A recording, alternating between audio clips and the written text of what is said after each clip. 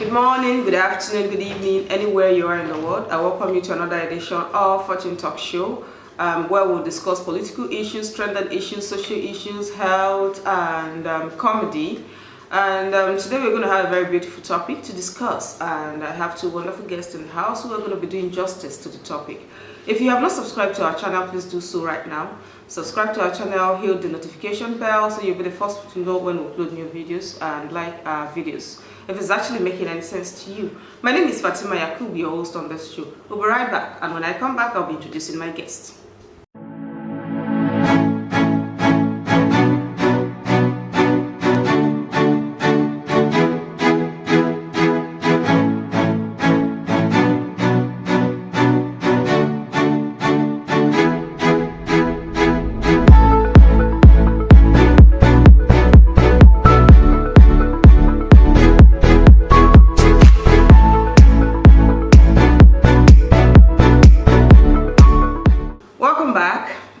With me today I have Ibrahim Jubril Adavize, a community leader and positive impact CEO.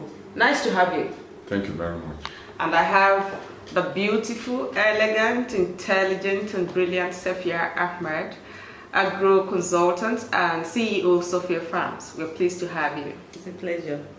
All right, thank you so much. We'll be looking at the total fallout of morality in our society today. We talk about schools, we talk about churches, mosques, etc. So we'll just go straight to Ibrahim Jubril Adavize to throw more light on the topic. Morality in our society, what it entails, or what is understand to be morality is what is acceptable in the society, what is judged to be right and acceptable in the society. That is morality. And like you said, in churches, in mosques, in our schools, in our systems, you'll find out that all these things that we are judged to be right and acceptable are indirectly culminating. Now,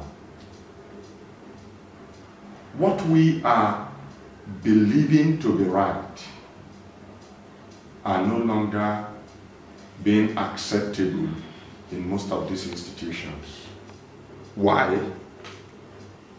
Because of what we refer to as modernization or urbanization or excessive celebration of immoral lifestyles or infiltration of Western policies and cultures.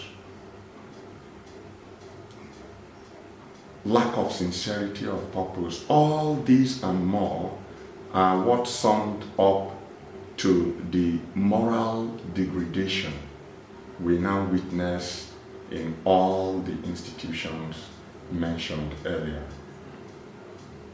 For example, our policymakers, those in position of authorities, have allowed certain things to prevail in the society which in turn have adverse effect on our moral aspect of life. Most parents have failed to live up to expectation by performing their responsibilities upon the children, most especially when the children are within the formative years. Okay. Yes. So these are the principal causes of moral degradation in our society today. Looking at the aspect of education, the schools, what are actually the roles, or where is the proprietors, the teachers, the guardians in the school, where are they actually lagging behind? What are the responsibilities that is expected of them and they are not doing presently?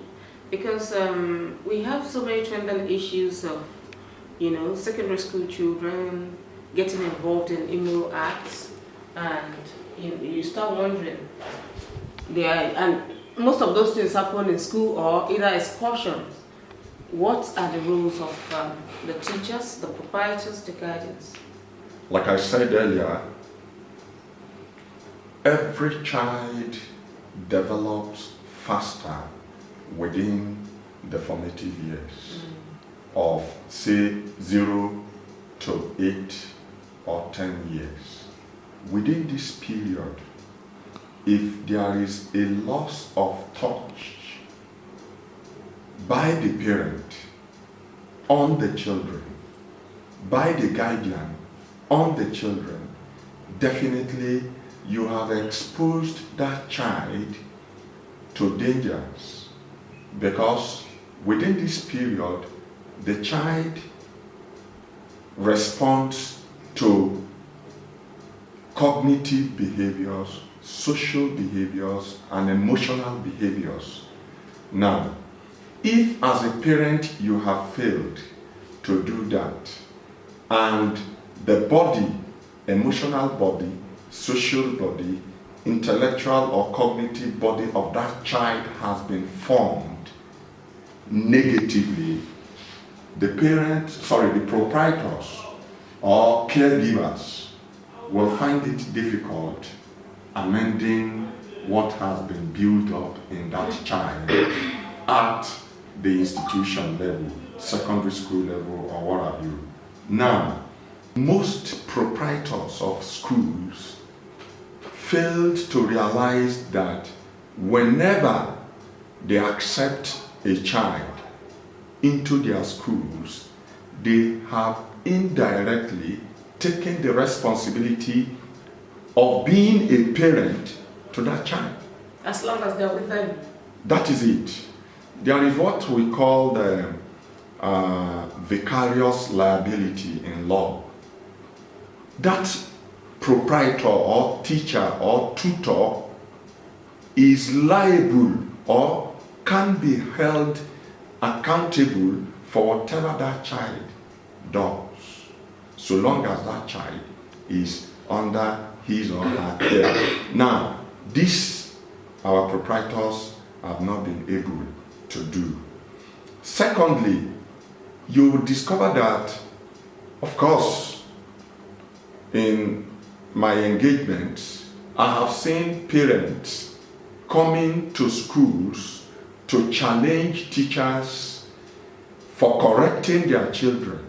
We are coming to the parental guidance and the role. Okay. Yeah, thank you very much. Jubril Ibrahim Adavize. Permit me to say Honorable Jubril Ibrahim Adavize, who is a community leader and the CEO Positive Impact Half Hour.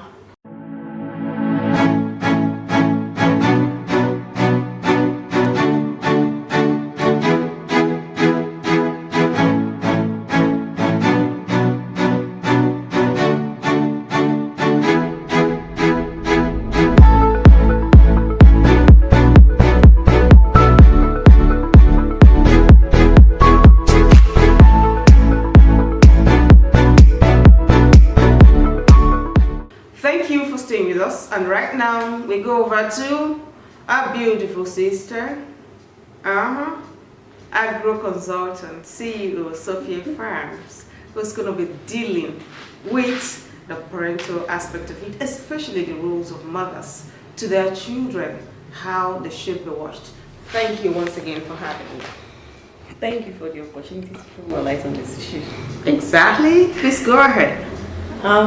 Basically, it's noteworthy for us or for all of us to understand that socialization, it's actually a responsibility that's shouldered on a lot of, let's say, agents. And the first agent of socialization is the family. And in this family, I think the mothers actually play more role than the fathers, even though the fathers actually have their own role that they play. Why? Because the mothers are actually more closer to the children than the fathers. But I feel, I used to say this and I reiterate most times that you cannot only give out from what you know. What you don't know, you cannot give out. So I would say that if certain things that mothers are actually failing in their responsibility, then it means that some of these mothers don't actually know what their responsibilities are. Because if I know what my responsibility is as a mother, if I'm failing, I would know, oh, I've derailed in this aspect. But in a case where I don't even have an idea completely, then I wouldn't even know where I have failed. And if my child is actually going astray, I might not be able to identify it. Why? Because I'm lacking in that aspect. That's the reason why it's been encouraged that as proposed parents, prospective parents, that they should take courses on child psychology and understand how to get their children closer to them, draw them closer, make them friends so that they can feel free and discuss everything with them, and also know when to also use the rod and draw them closer, so that you don't use the rod also to drive them away from you and they won't feel very comfortable discussing a lot of issues with you. Meanwhile, the category of these children that we are talking about, at that stage they are very explorative, they are very assertive, they want to just explore, they want to try new things. Yes, they are very curious. So the only way you can control them is making them friends and getting to answer all their questions.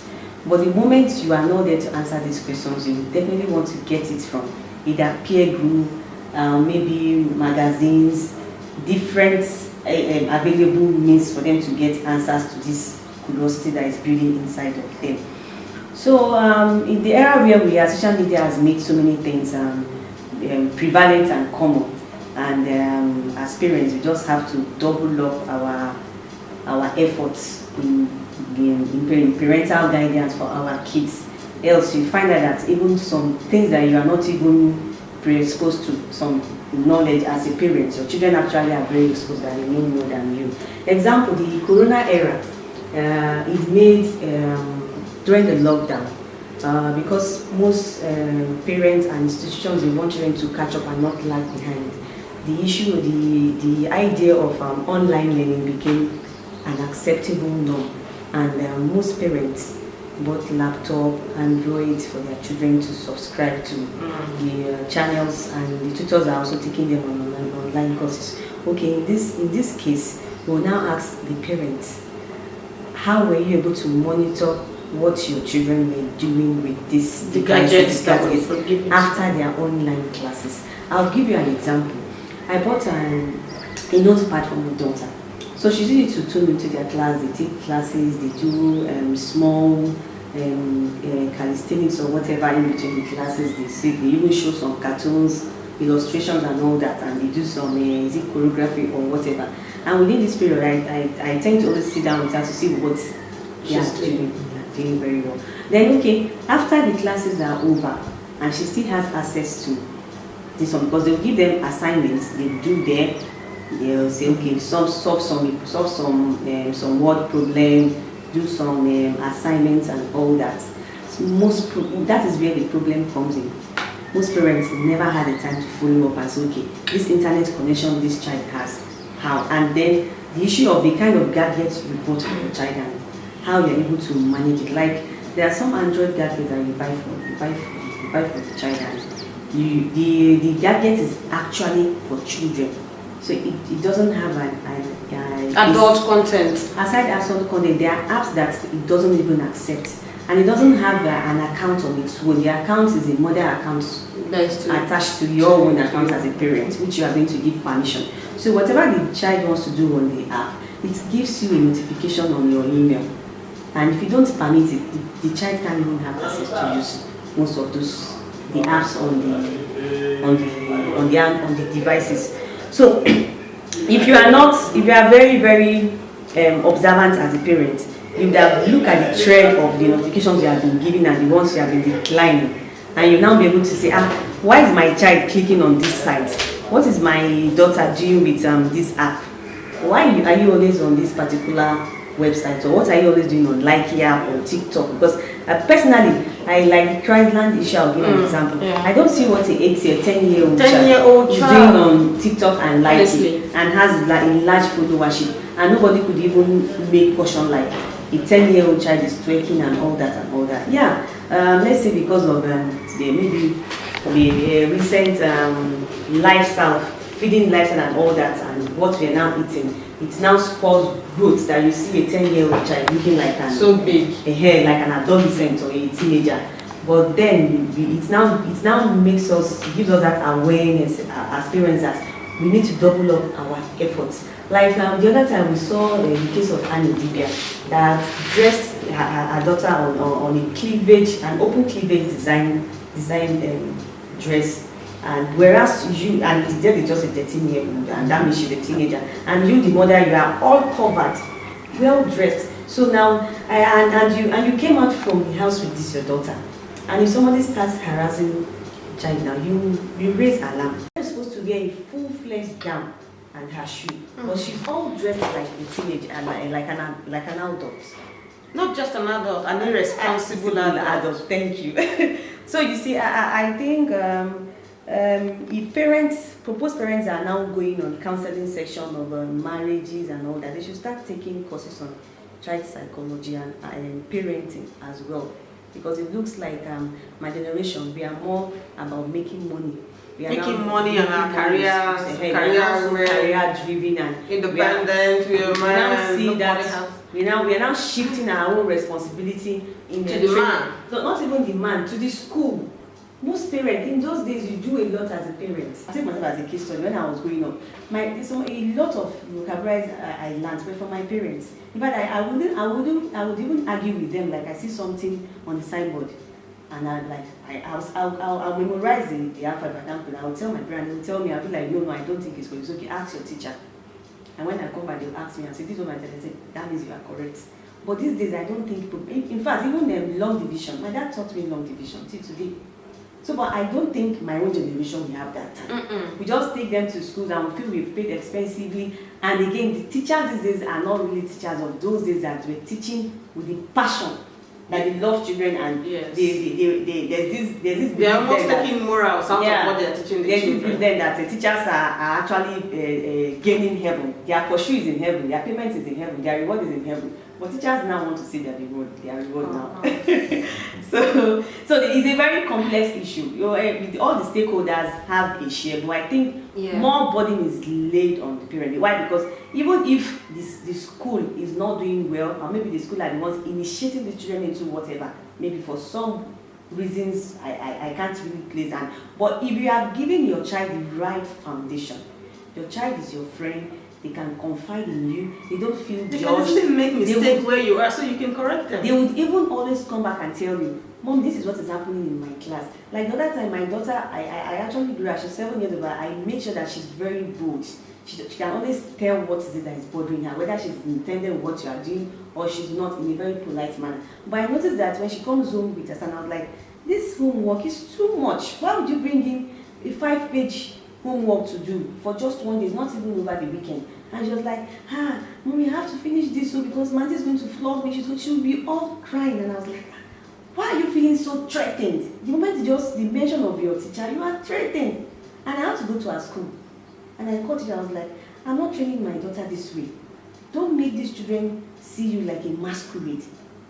Even if a child fails to do their homework or whatever, the first time, the second time, what you should do as a teacher is write and put it inside their school bag and send to the parents. Let the parent be aware. At least I, as a parent, I should ask my ward, do you have homework? Have you done your homework? Definitely I know that they will come back with exercises. So, but when you keep flogging these children, they start feeling so threatened. In fact, the day somebody is even doing something harmful to them or putting them in a very vulnerable situation, they will not be able to tell why, but they don't know what is going to be your reaction and the outcome, how it's going to look. I was like, no, don't be so hard. These kids don't need harsh. Yes, sometimes you can always use the rod, but that shouldn't be your main remedy for every issue. Try and understand what is happening. When I was in primary 2, There's this, I had my classmate, patients then, that they were in Lagos. Not knowing that her parents were having domestic issues. So at some point, a patient sleeps in class, she doesn't do exercises and all that and all that. So our class teacher kept saying, patient, you are one of the brightest, you are in the first 10 in the class. What's happening these days? You sleep in class, you are always absent-minded. She couldn't really speak out. But you know that this woman had to pay a surprise visit to a patient's house. I'm talking about 97, 96. There about 1996, when teachers were actually teachers, sorry to say. She paid a surprise visit and she realized that that child wasn't having peace of mind. The environment was not enabling. She couldn't sleep at home, she was not concentrating. So even when she comes to class, the only good time patient has was when she was with her friends during break period. That's when you see her smile. Every other time, she's even scared of going home, and if she's at home, there's no. And that was how the school authority had to summon the parents. And to the school authority had to dive into the issue. It's having that issue. But I can tell you categorically now that I don't think there are schools that can go that far. That people know the psychological situation of their pupils. So I don't know, maybe the teachers are the ones missing it in school, college of education, where they are being taught. Or maybe they are the ones not taking the learn, or maybe the curriculum that you need to teach them in the first has place, changed. How many teachers are qualified or professionally trained? That's the point. Because so many teachers are there because they don't have a job. That is it. They just want to do it. You know, so it's all right.